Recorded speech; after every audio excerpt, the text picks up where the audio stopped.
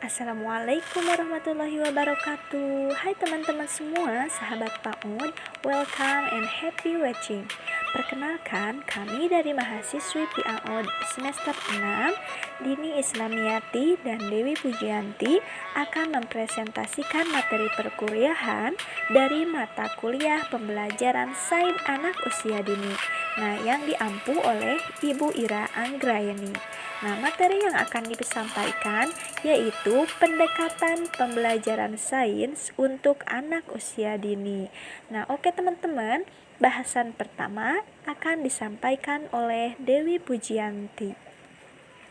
Pendekatan pembelajaran sains merupakan pijakan dasar yang digunakan untuk melakukan proses pengembangan pembelajaran. Ada beberapa pendekatan dalam proses pembelajaran.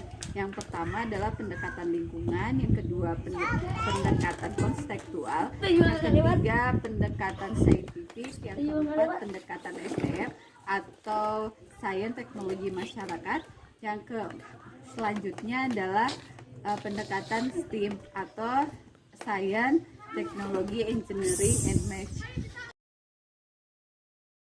Pada kesempatan kali ini saya akan membahas tentang pendekatan lingkungan. Dalam pendekatan lingkungan, anak akan mendapatkan banyak informasi tentang apa yang ada di lingkungan sekitar seperti makhluk hidup, seperti manusia, hewan, tumbuhan, atau benda yang tidak hidup seperti tanah, batu, air, dan sebagainya.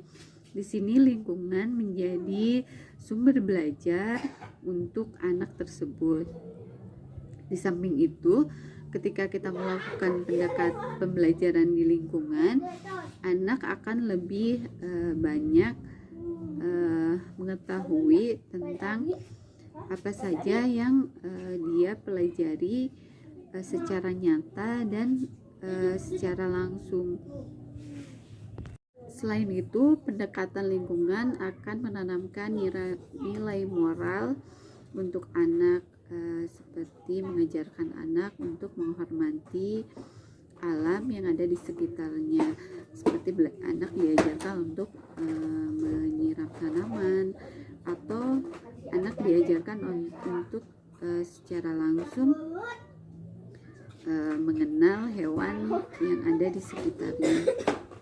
Di dalam fase usia dini merupakan fase ideal untuk menanamkan nilai-nilai kepedulian lingkungan, sehingga menanamkan kesadaran bahwa lingkungan adalah modal untuk kelangsungan generasi mendatang.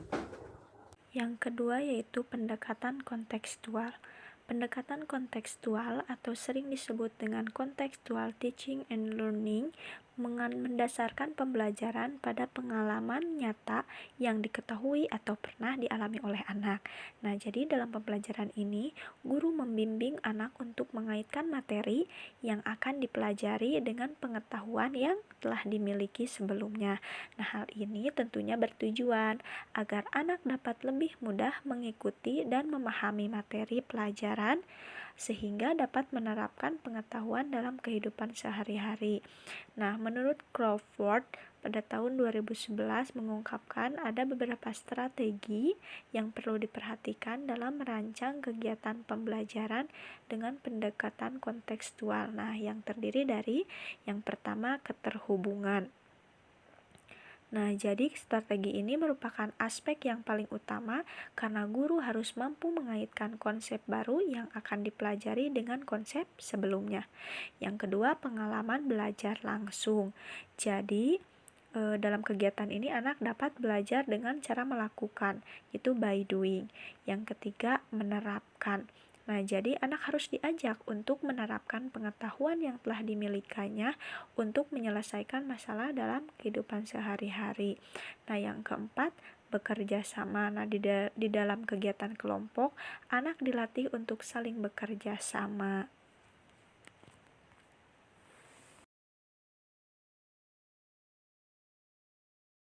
Nah, baik teman-teman, untuk selanjutnya yang ketiga ada pendekatan saintifik.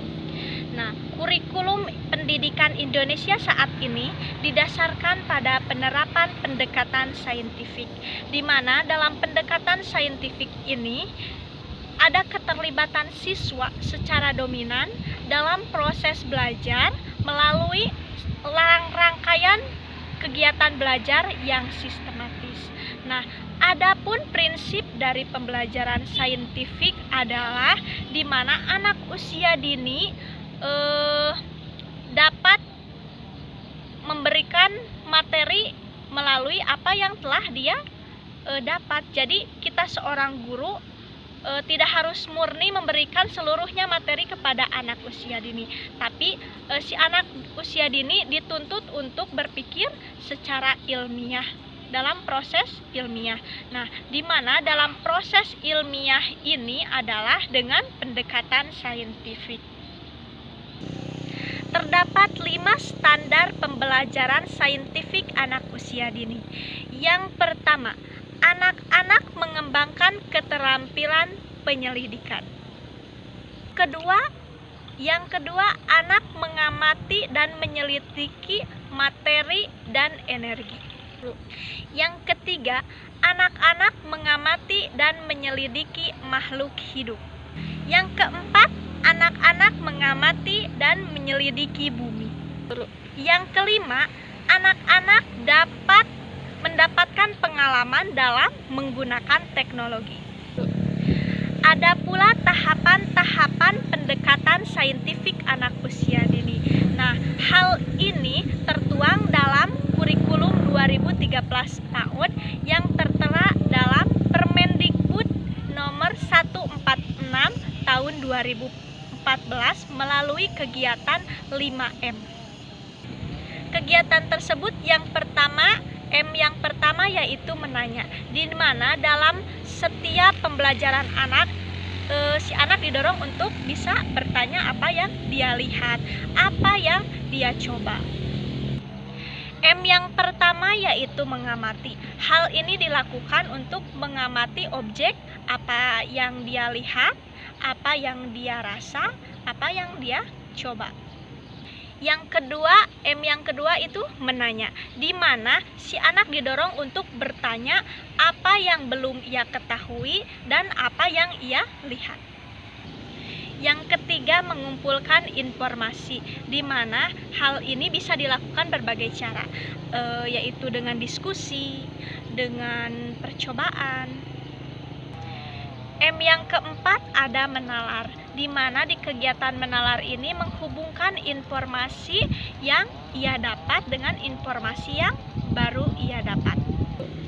Yang M kelima yaitu mengkomunikasikan, di mana dalam mengkomunikasikan ini adalah menyampaikan hal-hal yang telah ia dapat. Nah, jadi teman-teman, di dalam pendekatan saintifik ini kita sebagai guru harus bisa mendorong kemampuan berpikir anak secara ilmiah. Jadi biarkan anak membangun pemikirannya atau pengetahuannya secara alami. Yang keempat ada pendekatan STM, yaitu sains, teknologi, dan masyarakat. Nah, di mana dalam penerapan pendekatan STM ini diawali dengan memunculkan isu tentang suatu permasalahan untuk dicarikan solusinya, di mana anak diajak untuk menggali informasi yang bermanfaat lalu dicarikan juga solusi. Nah, hubungannya dengan pendekatan STM ini, solusinya itu harus dihubungkan dengan teknologi. Nah, teknologi murni tidak selalu menggunakan teknologi yang canggih, tapi juga bisa menggunakan teknologi yang sederhana. Nah, contohnya si anak dibekali tentang permasalahan yang ada di sekitarnya. Misalnya, si anak dikenalkan bahwa sekarang ini untuk pemotongan rumput itu belum ada teknologi yang bisa digunakan. Nah, kita beri pemahaman bahwa teknologinya itu atau alat untuk membersihkan rumputnya itu bisa dengan pisau atau bisa menggunakan mesin. Nah, namun tidak selalu murni teknologi yang canggih misalnya dengan mesin, tapi bisa menggunakan teknologi yang sederhana, contohnya dengan gunting rumput. Yang kelima yaitu pendekatan STEM, yaitu Science, Technology, Engineering, and Math, dan STEAM, yaitu penambahan art.